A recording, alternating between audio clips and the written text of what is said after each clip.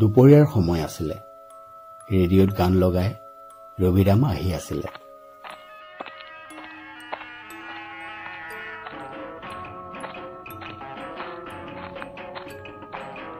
হঠাতে সি এনেকুৱা এটা বস্তু দেখিলে যাৰ বাবে সি ৰেডিঅ'টো পেলাই চিঞৰি দৌৰিবলৈ ধৰিলে।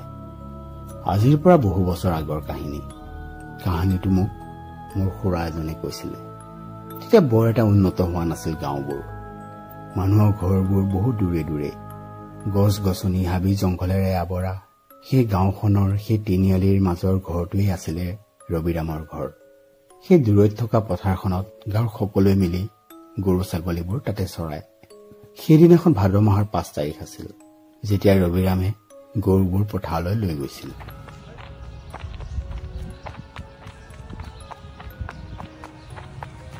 যাওঁতেই তাৰ ঘনীয়েকে দুপৰীয়া আহাৰটো লগতে দি পঠাইছিল। গৈ গৈ সি পথাৰখন পালেগৈ। গৰুবোৰ বান্ধি সেই প্ৰকাণ্ড গছডালৰ তলতে বহিল। লগত লৈ অহা ৰেডিঅ'টো অন কৰি গান দুটামান শুনিলে।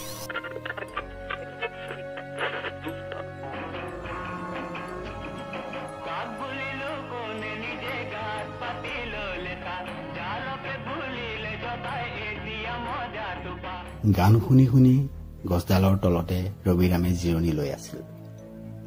সময় সম্ভৱ দুপৰীয়া 1 বাজিছিল।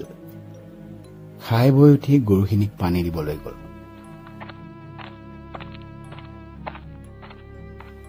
পানী দি আছিলেই হঠাতে তাৰ হাগিব ধৰিছিল। সেই গৰুখিনিক ভালদৰে বান্ধি থৈ আহি সি ঘৰমুৱা হ'ল। সেই পথাৰৰ ঘন বাঁহতলিৰ মাজেদি যোৱা ৰাস্তাটো দি গৈয়ে তাৰ ঘৰ। ৰেডিঅ'টো লগত লৈ সি এখোজ দুখোজকৈ বেগাই গৈ আছিল। তেনেতে পথাৰত থকা গৰু ছাগলীবোৰে চিঞৰিব ধৰিছিল।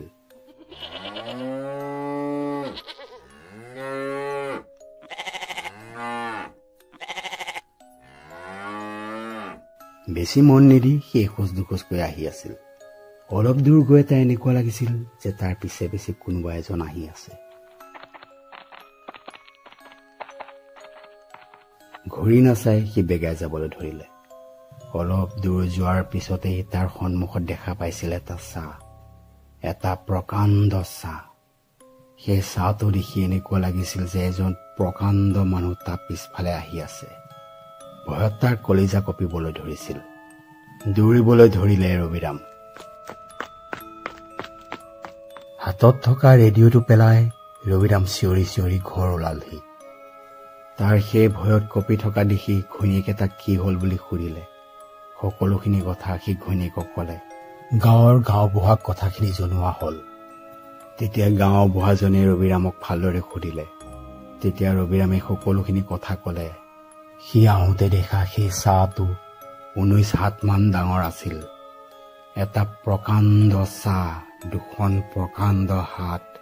সি যে কেতিয়াও জীৱনত ইমান ডাঙৰ প্ৰকাণ্ড ছাঁ আগতে দেখা নাই।